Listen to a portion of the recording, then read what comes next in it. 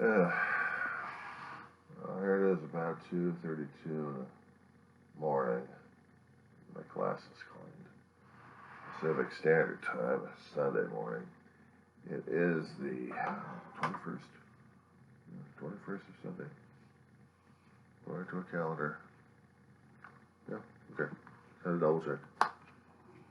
Neighbor John C. Roseman, California. What's going on, guys? I have an issue. And I'm hoping maybe the professor don't take this the wrong way.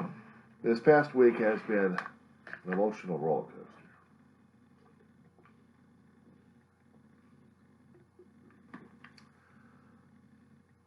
The assignment we've been trying to work on for the past couple of weeks had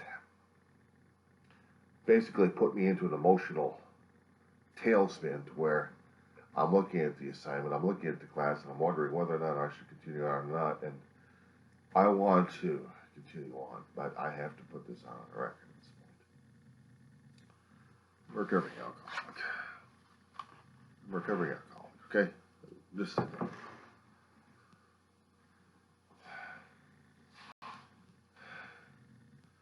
October 10th, 2006. It's been a long while. Too long. I had seen my own brother, David Shaw, ID David, had gone through almost 33 years of clean and sober before he passed away February 8th of the 2018. That was his soul. I still grieve over that. He had just gotten his 60th birthday, natal birthday, and he had suffered through stroke before he passed away. This particular month of February is the hardest because it's not exactly regarding my brother, but it's also regarding my mother as well. Back in 2013, February 1st, and then February 19th. My mother passed away of natural causes and other things. 77? 76, 77 years old. And the hardest thing for me to deal with is still dealing with the family's passing. My mother, I have said a lot of things about her in different videos and different audio recordings. And the passing of her has really hurt me a great deal. To which, that every time this month comes up, I don't do very well when it comes out for study. I always have to take it easy because of the grief and the anniversary of the death. And because of the passage of my brother in September, which screws things up, from September all the way through February. It's like a 6-month period I have to fight my way through regarding depression and stuff. Well, that being said, I had mentioned concerning about the recovery situation. My brother had been a recovering alcoholic since 1985.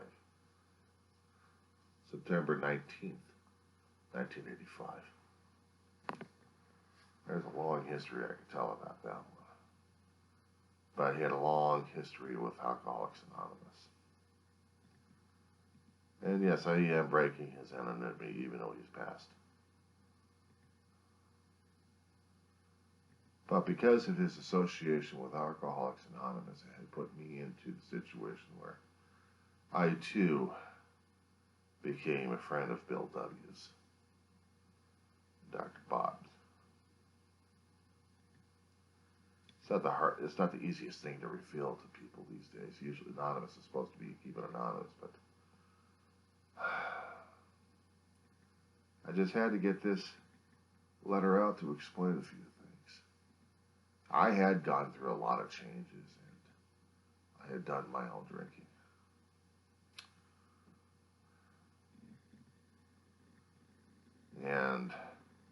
begun to identify myself as an alcoholic. Thing of it is, I resented the crap out of it too.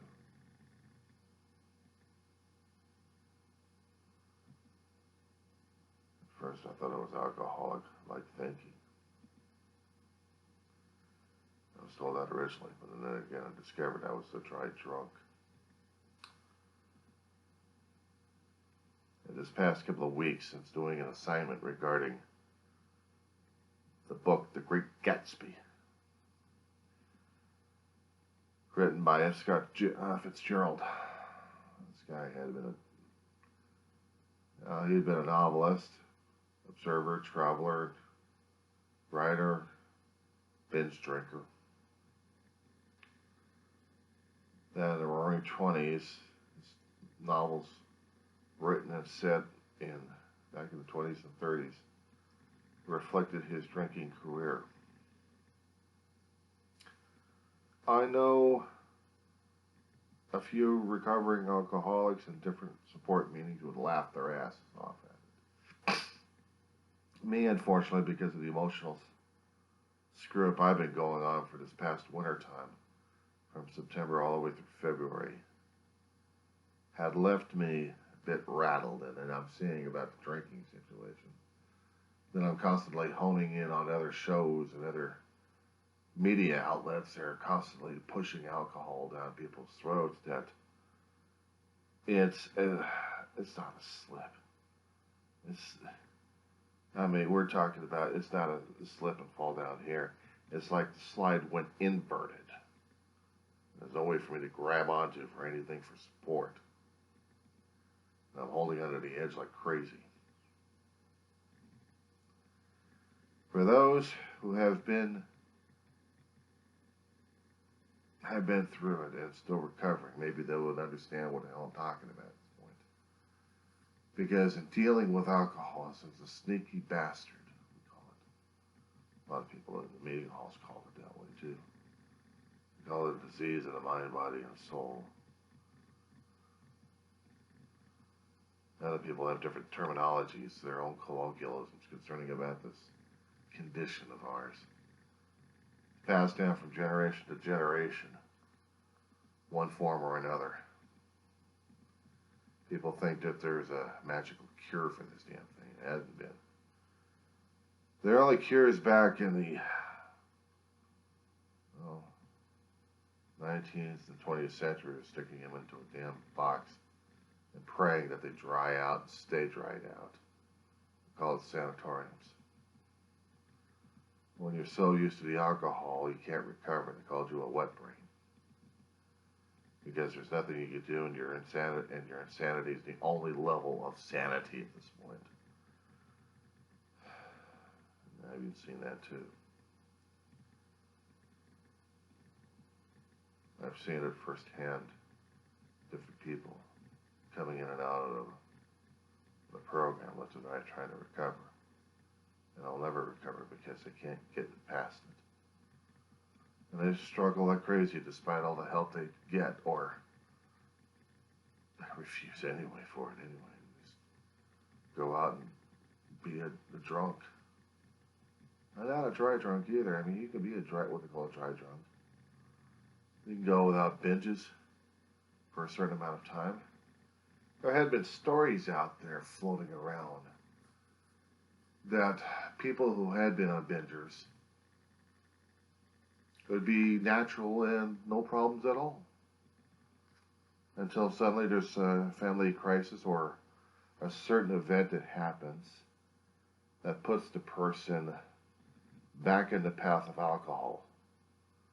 And King Alcohol, yes, says, yes, I've got another one for my reign of terror. Well, there's no cure for this damn bastard except abstinence. Daily abstinence. Part of the principles of the 12-step program, which was taught to every alcoholic who goes into the program and handed or bought a book. 12 Steps, actually the Alcoholics Anonymous Big Book, they called it. there's a religious, well, if you want to call it religious or spiritual process of trying to get past this damn thing because it's the only way we understand how to do it. First, you admit that you're powerless over alcohol or whatever your condition is, and also admit that your life is totally unmanageable. Well, for me, it is unmanageable. Always has been. But ego being the way it is, you power your way through the thing. Secondly, you have to believe. And that's the hardest part right there. Because the second part requires you to have a faith beyond your own self. Faith beyond whatever you know.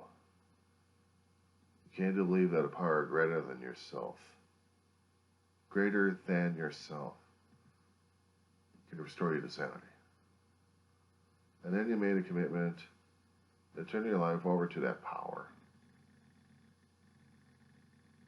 to restore you to sanity. For me, always the first 3 steps are the hardest damn things, because when you're an alcoholic, you feel like everything else is supposed to be under control and everything else is slipping away. The liquid itself,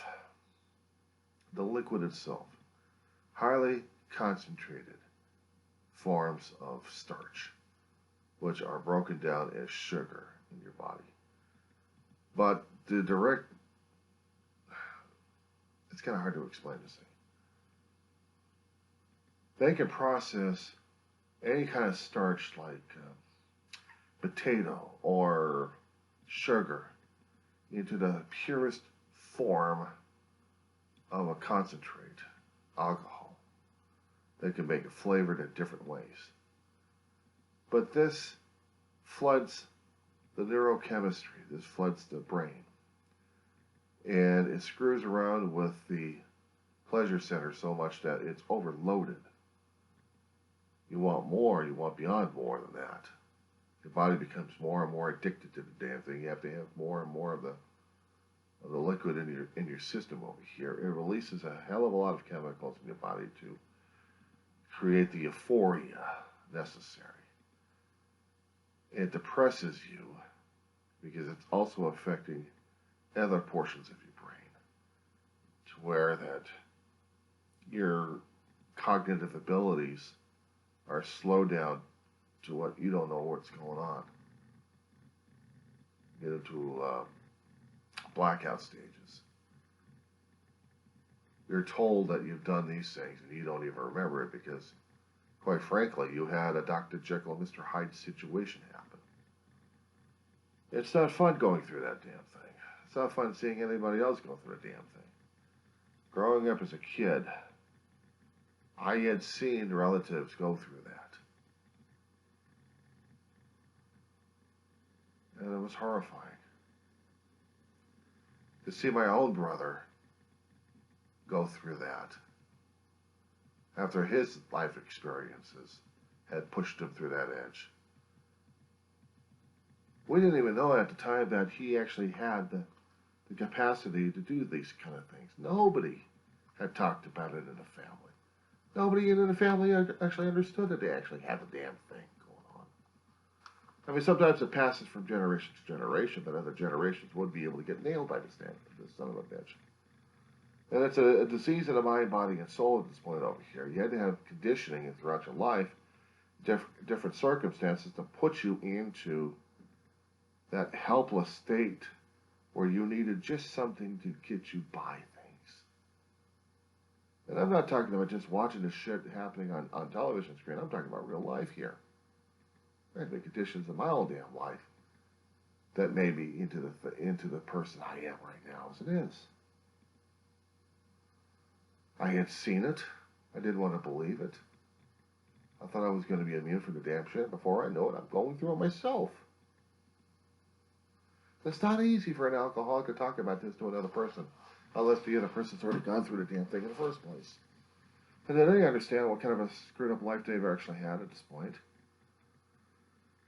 of how things are going so damn well, and they think that no drink is going to affect them that much. If you're drinking left and right. They think they're powerful, and they turn out to be a lunatic. Or when you have another alcoholic helping another alcoholic go through the same situation, they don't even realize it. They call it dry drugs at times because long periods of not drinking before you get back into the damn pattern again. You think you got it handled, but you haven't. The people in the support groups understand the daily abstinence. It's a daily maintenance they have to go through to make sure that they don't have the conditions set up again to where they're going to be going out again. They have to have support all the time. They can't hack this damn thing alone. And in listening to all the jargon I did before I hit my own bottom, I only took out maybe the portion of praying to a higher power, and that's about it. Everything else went over the head. I didn't have any concept. I didn't have any, as I usually said before, perception and context.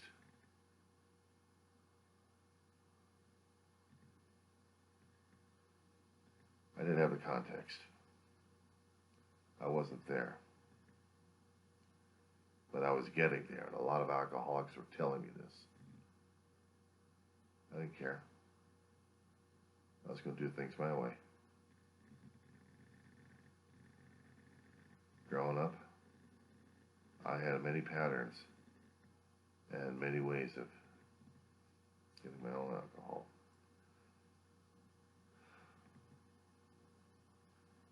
I'm not happy about it. I'm not proud about the damn thing. I'm not puffing on my damn chest for this damn shit. It's not that easy to talk about.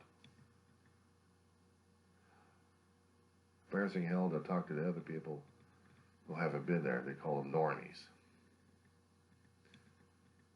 Different jargon in the sci-fi realm that would have been called mundanes. God. Well, the terminologies we keep using for division at this point. An alcoholic don't care about these kind of things. An alcoholic cares about one thing, getting his next drink. The craving addiction is so damn bad in his body, it will force him to do things just to get that next drink. Lie, cheat, steal, beg, borrow, steal. Steal. As in, if you have to, you go into a store and you steal the damn bottle just to get out and get drunk, get the fix going on. Because your body's so craved, it is so depraved, it is so hooked on this thing. It doesn't want anything else. You want more and more euphoria, feel it, but you can't get it. The body has built up so much of an intolerance at this point, there's no way to get back to that point. Even for those drug users, substance abuse folks out there who have had their run-ins, they've got more of a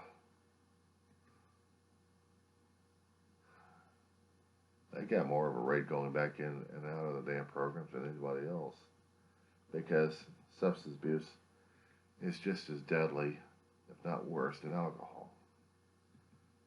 And I've seen a lot of people who've kept trying to get recovery after 30 days and have to go back out again because they need that other fix, that marijuana maintenance, or probably the next shot somewhere. I'll have to switch to alcohol. I come across too many people like that in meeting halls. And the irony thing I've seen about is some of the halls I've seen are close by liquor stores. I never could figure this one out. In the liquor stores, besides the liquor portion, they also have a supermarket. Well, a market in there where they get their coffee supplies, and also they get their sodas and non-alcoholic drinks to use as substitutes in their meetings. Mostly coffee. we turned into coffeeaholics. Well, we don't care about that one. Coffee hasn't killed anybody just yet. And if it's been proven that they've got problems with coffee these days, nobody's made a report about it. Nobody has made any medical studies about how coffee has killed too many people and it should be outlawed and banned. Nobody has, at least not publicly anyway. So coffee is the #1 liquid in every meeting because it's caffeine. We put in our own damn sugar. We get our sugar fix. People have brought in candy bars and other things to keep up with the sugar fix because the body still requires that sugar, even though we're still weaning off of it. There have been other programs that people have gone through, recovery programs, to wean them off the sugar as much as possible. When the body's used to that much sugar processed in itself for so long, it's hard as hell to fight it. I mean, alcohol is pure sugar, the purest sugar they can have, not the crystalline stuff, but this refined sugar in your system has screwed up your own damn biochemistry. They've talked about it in health studies. They've talked about it in different books. They've also talked about it in the big book of Alcoholics Anonymous. There are many stories about this.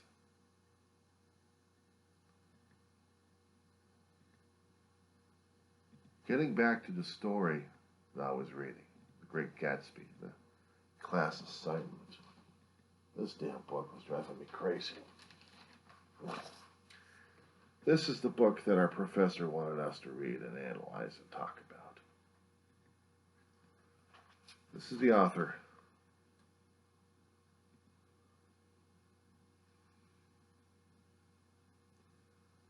The Great Gatsby.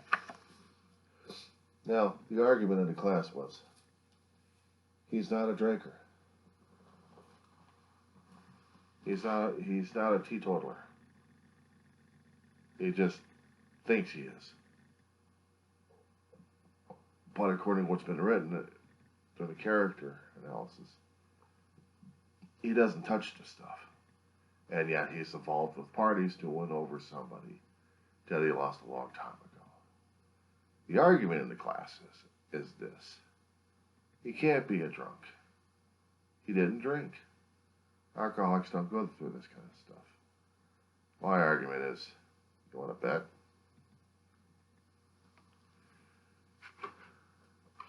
Yeah, I did say that, didn't I? Alcoholics will go through anything and any length to get their drink. In their early 20s, they didn't care about that because people drank. They thought that they could handle their liquor. Why is so many damn places filled up? But being an alcoholic of my own nature, I would have never survived it. I would have died. Cirrhosis of the liver. I would have died of other health complications to the damn thing. My brother almost died in the streets because of his drug abuse and his alcoholism. I'll tell you a story on this one. A young man in his 20s almost meets his grave. Got to the point where, right out of military service, he was trying to help us out a great deal, me and my mother. I'm just shortening the story for the details because there's a lot of details in this damn thing. Suffice it to say, Elijah Cheetah stole from my mother. And I had to cover it up left and right. Definitely a candidate for Al-Anon at that point if I knew about it. Ma didn't know anything about the damn program. But she started to go to Overeaters Anonymous because of her own weight issues. And she had talked to people in the program, and they told her, made a lot of suggestions that she had to do. One of them was tough love, and I had to agree to it. I didn't at first, but I had to because I saw my brother this way, and I was scared shitless of it. I saw an out-of-control brother drinking and using, and the effects were cumulative. And I didn't like the way he was. I didn't like lying for him like crazy, trying to protect him, trying to protect my own ass, and that wasn't the easiest damn thing in the world. Ma kept me and kicked his ass out to the street. It was the hardest damn thing. An argument, a major one. He packs his trash, packs his clothing, shoves it in a damn car of his. He rolls out. Next 2.5 months, I'm seeing him every once in a while looking thinner and gaunter, needing more and more money for survival, just to get a loaf of bread to eat on. It's like 3 months later, I'm seeing the skeleton coming up the door. I'd heard the stories later on in years. He added more details to it because he had to get more and more of it out of him. And the more I listened, and the more I remembered what the hell happened. It should have kept me away, and it didn't. By that time, I was hearing more and absolute more details about it, and remembering what the hell I did to him. I'd already been in a program myself, because I didn't want to admit to myself I was also an alcoholic, and I drank. But I drank to be alone.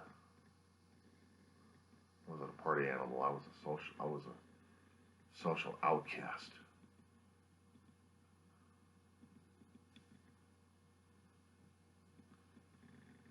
An outcast.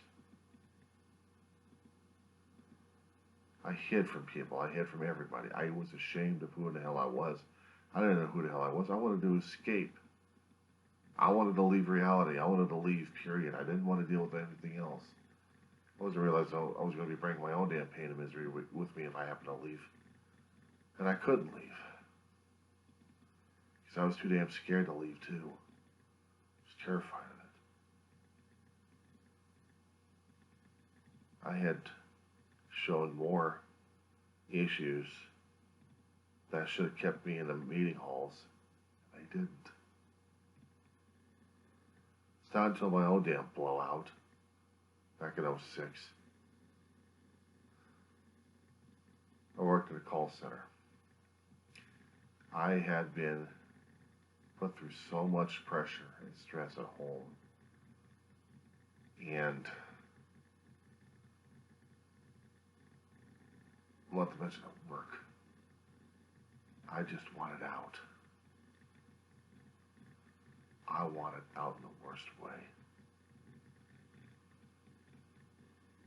My brother was telling me, because I kind of blacked it out a little bit in my head. I remember portions of it telling me that I had brought a weapon with me, or tried to bring a weapon with me to a work site a long time ago. He managed to pull the damn thing out.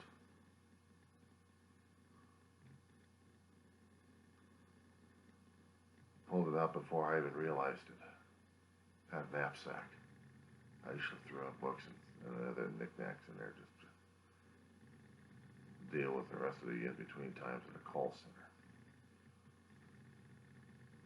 A notebook or two for writing stuff down. And I know that he knew where his weapons were, and that one of them was missing, and he looked at my backpack and saw it, took it out, put it back where it was. I was oblivious because I was thinking, I'm going to kill someone. This is not the easiest damn thing for me to tell the people about, because I've said this in meeting halls. But it's hard enough for me to talk about it because it hurts like hell. I'm going to a work site, miles and miles and miles away, and I was going to die. I had 3 lousy calls, 3 or 4 lousy calls actually. I get security showing up on my cubicle, asking me my identity. They can see my identity because they can see my damn ID card right in front of them. Well, once I confirmed that, it took me down there to HR. Both guys handling one arm. And I'm told what the hell's going on, and I make some rude-ass remarks to them. I said enough's enough. I mean, if I had a gun, I'd be shooting people left and right at that point, but I didn't. I just didn't care anymore. Next thing you know, I'm packing my trash, and they're hauling my ass downstairs again, and screaming and yelling at them, and the next thing I know, I'm out in the street. I'm about 100 miles away from home. I don't care. The only thought in my head was to kill myself. I had my weapons. And I had called family on this one because I didn't know what to do at that point. I wanted to die. I was beyond sick and tired at that point. I should have run into the street and got myself killed. I had the thought. Just walk right out there and just challenge people left and right. Just kill me already. Just run my ass over. Screw what the other person would be going through. This was my time.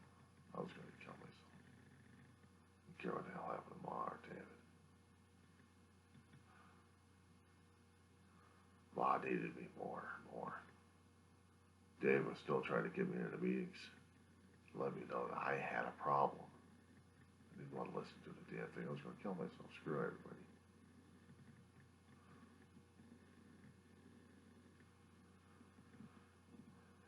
My brother tells me to go across the street, the gas station, to wait over there. I'll take him some time, grab a couple of sodas. Didn't want to wait.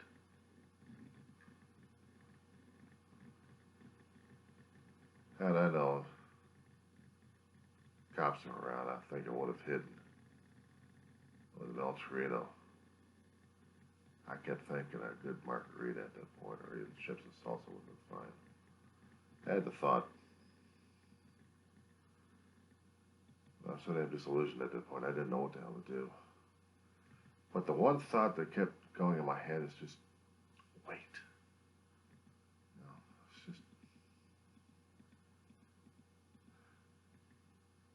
I was so damn pissed off at myself. I wanted to kill myself. I wanted to go outside and kill myself. I just had the opportunity. There was a lot of traffic at that time. I was dressed for the part. I had camouflaged pants and shirt on. In a call center, it's an opposite direction here. You see the vest I'm wearing right now. Well, I had a similar vest. It had a lot of pins and patches on it that celebrated aerospace and NASA and science fiction and stuff.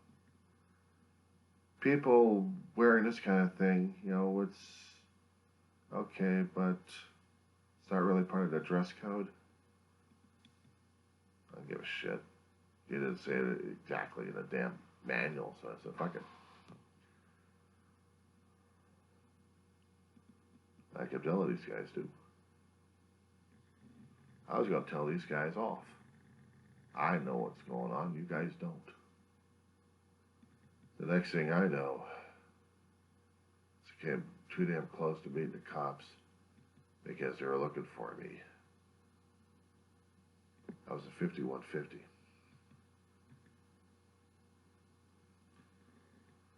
My brother rolls up in the van, tells me to get in with the sodas. And he's got to fast talk his way to the cops to get me at my asshole. The next thing I know is I can't tell. My head's down. I can't do eye contact with anybody. And the other thing I know is on over to a meeting because I said, I think I need a meeting, Dave. I went. Two gentlemen talked to me. We talked until 2 o'clock in the morning. We talked about the big book of Alcoholics Anonymous. We also talked about alcoholism. We talked about their experiences. We talked about my brother's experiences. We all shared at Starbucks.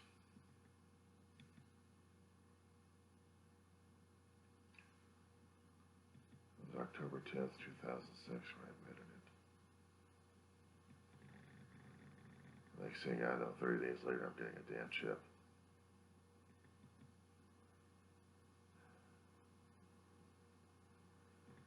It's not that easy talking about it. I still get the tendencies left and right. I'm still a dry drunk. I'm a recovering alcoholic, but still I am a drunk, regardless of what the hell happens. This past week, as I said before, regarding the Gatsby situation, I was watching the movie of DiCaprio, how they're doing it. Artistically, yeah, they captured the idealism and the romanticism of the 1920s of the roaring drunks and people drinking left and right and the alcohol flowing like crazy. And my body and my brain are looking at the damn thing, drooling over the damn shit. It looks too damn good. The champagne, the vodka, the scotch.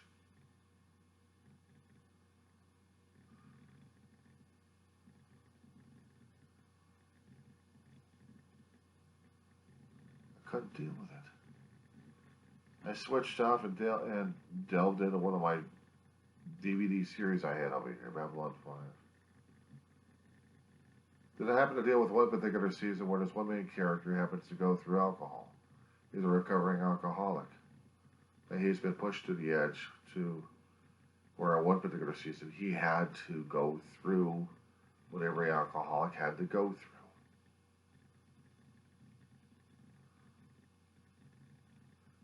The self-destruction, the realization, and the beginning of the recovery after him drinking like crazy.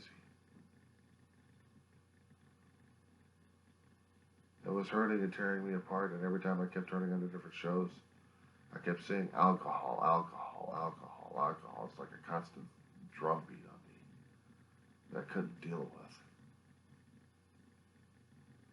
I couldn't cope with this. I mean, it tore my ass apart. I tried watching the DiCaprio movie a few days ago. Almost several days ago when they had the assignment going on. Finally got the movie on cable, so I'm trying to watch the damn thing. Just so I can get a basis of what the hell's going on. I mean, I was listening to the audio vox on YouTube on it. Match up with what I'm reading at this point.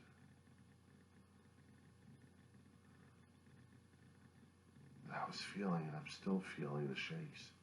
I'm still feeling the nerves right now.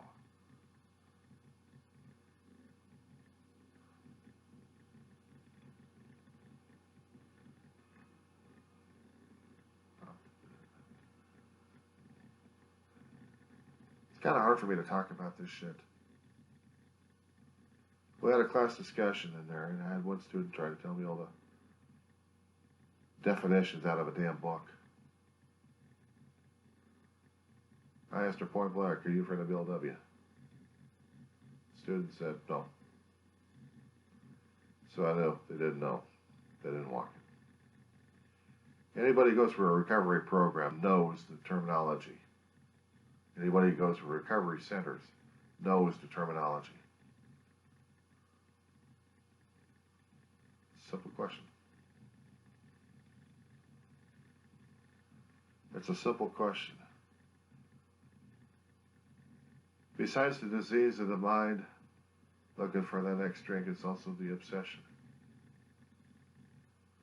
You have to have that drink. Do anything for that damn drink. And the disease will switch itself. You'll switch to a person wanting drugs at this point over here, or food, or something else. Obsessive compulsive. Obsessive compulsive controlling behavior is right over here. Has to control everything. He is a tornado. He has to be what it is, a devastating, sorry son of a bitch at this point over here, wanting everything now. It is an ego, it is a will, it is a force of nature going out of control, thinking he can control anything and everything around it, and there's destruction all around.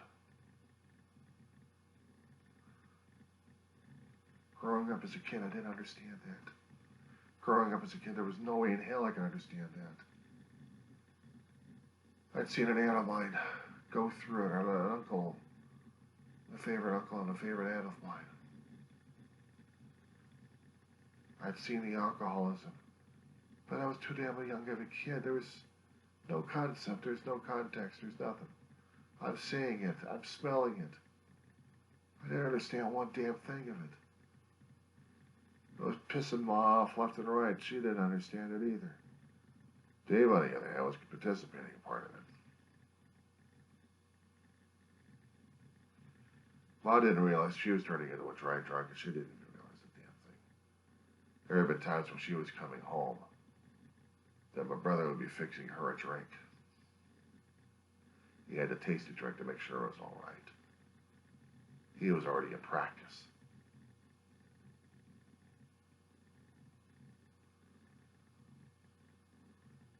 He told me about this while I was listening to the meeting halls.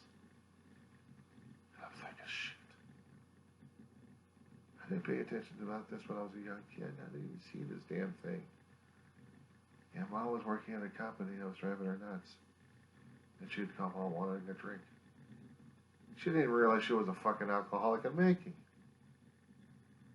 But she wasn't going out there looking for booze all the damn time. I had been a point where she stayed away from the damn stuff, but we still had alcohol in the family. We still had carried bottles of booze with us in different forms, and some of her friends would give her this or give her that. It was a jug of Greek wine.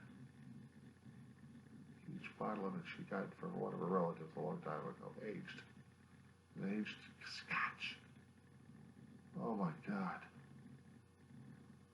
Smooth as damn stuff. And yet,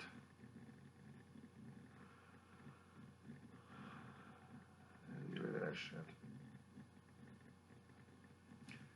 Moving from one place to another place, we had to leave stuff behind. And that was the shit we left behind because we couldn't deal with it anymore. I was in a program of recovery. I just started my first year. Within that first year, we had been moving from place to place. And in that time period, we had left a lot of the alcohol in one particular place. And while Ma was in her bed, remembering stuff that she'd wanted to have another drink. And we had to tell her, Dave had to tell her. We got rid of him a long time ago. She was pissed off and angry about it. It didn't hurt Dave or me.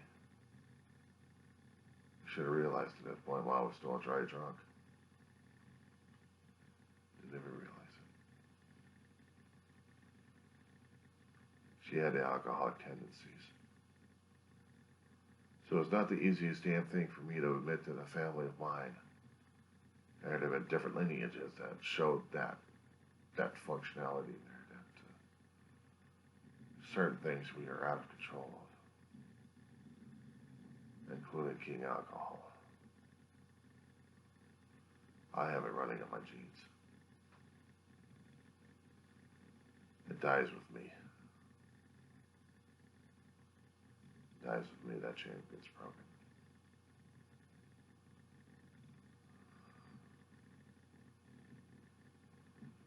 Since the passage of my mother, my brother and I had still gone to meetings left and right. We needed a support group. But after a few years, after my brother's passing, I still need more and more support group.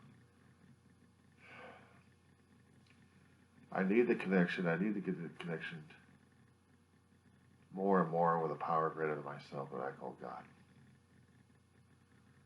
Because I sure as hell don't want to go through that same shit again. I sure as hell don't want to be reminded every so often what the hell I'm supposed to be missing out there, because it freaks me out and it's scared the living fuck out of me where I'm not able to do a class project. I'll be getting a lousy grade at this point over here, but I'm not jeopardizing my damn sobriety for anybody at this point. I can't. My sobriety to me is too damn important. My life is too damn important.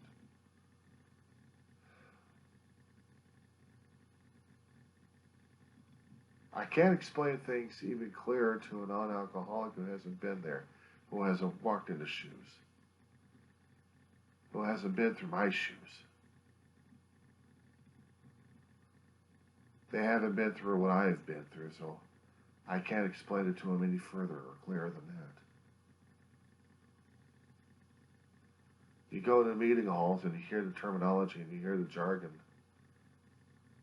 I've seen a few people go in there looking for a research project on alcoholism. There's a lot of literature on the damn thing, but unless you've had family experience or personal experience, if you knew a friend or a family member, someone close to you that's going through the same damn stuff, you'd get an inkling of what the hell's going on. You go to Al-Anon support groups and you'd be able to hear more and more of the stuff that people had gone through, trying to deal with an alcoholic and their family.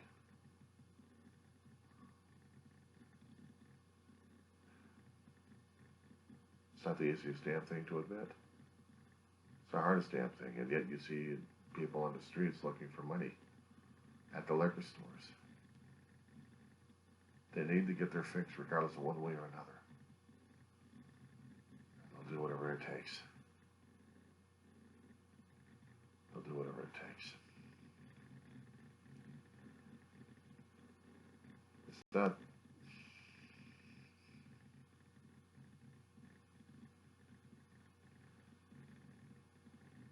the easiest damn thing to talk about to people, there's nothing to brag about. A lot of people who drink are bragging their asses off left and right. Oh, I drank this, I drank that, ha ha ha. I was embarrassed as hell, okay? Knowing, seeing my family history, what the hell's going on, and understanding more and more of the stuff over there, it's not easy to talk about to anybody else. You know that? It's really not. I've been thinking a lot about maybe sending this damn thing over to the professor, but I'm thinking, maybe not. I don't know. I have to pray on it real hard. Try to get through their work assignment. But I needed something to discuss about what's going on. Because you'll never know if the next student over there is going to be an alcoholic or not. There's no way for them to know. No way for them to tell you. Unless an opportunity happens. You'll never know if you happen to meet someone from support groups who've walked through the path. You have to walk through it daily because there's nothing to become called recovery. Or recovery. You're just going through it. I know they flip-flop in the meeting halls on that one. Some people think they're recovered and other people are recovering. I'm still battling through the damn thing, all right? I haven't had any drinks, but I am damn close of having one. It's not easy for me getting up this early in the morning and talking about this stuff because they're pushing me at the edge. I miss the support groups I've had. I miss the people that I've lost in the support groups. That I called family, that I called friends. That I called sponsors.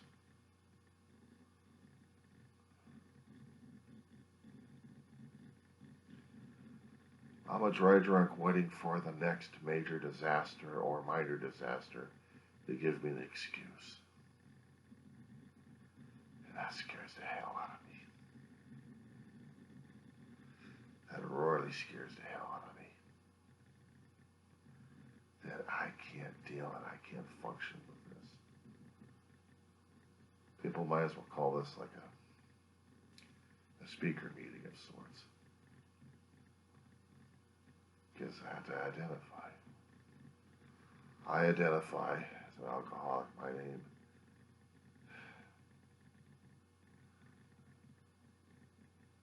My brother called himself I.B. David. I called myself I am John. I am John and I am alcoholic.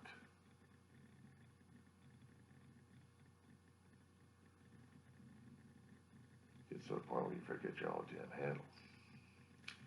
Anonymous meetings, you think of these weird cutesy names to call yourself. Some of them call themselves by their first names. Other people actually do the full name. Other people use different handles. My brother used I.B. David because he got that from a different person.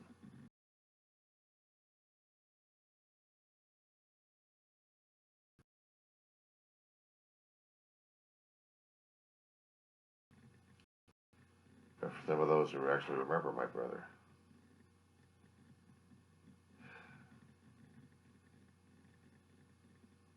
it sticks with them. I don't know if it sticks with me, I don't know. It's been a while since I've used it. It's been a while since I've been to the meeting halls. And I tell you something, I miss them.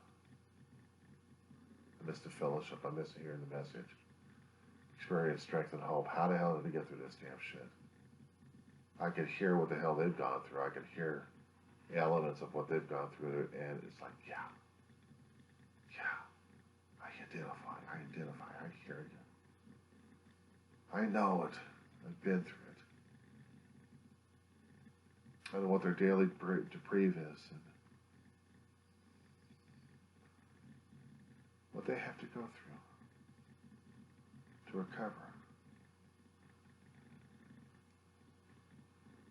The books and the passages and the spiritual awakenings out there, the Easy Does It books, the 24-hour-a-day books, meditation books, anything that gets them through the damn thing. That's the thing I miss. That's the thing I miss in these rooms. That's what I miss hearing. Somewhere in there, somebody's got a message for me. Coming from a higher power. Trying to tell me that easy does it. Take it easy. Just take it one day at a time. You know, be all right.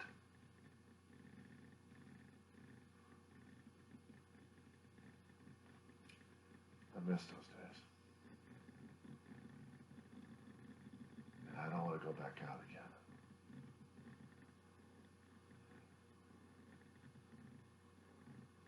Anyway. I am John. I am alcoholic. I am also a student at Antelope Valley College. I was also a caregiver and now a caretaker for my family. My man has been through many things, gone through a lot of identities. But the thing is, I am alcoholic. Even I happen to be a dry drunk waiting for the next slip that I don't want to do.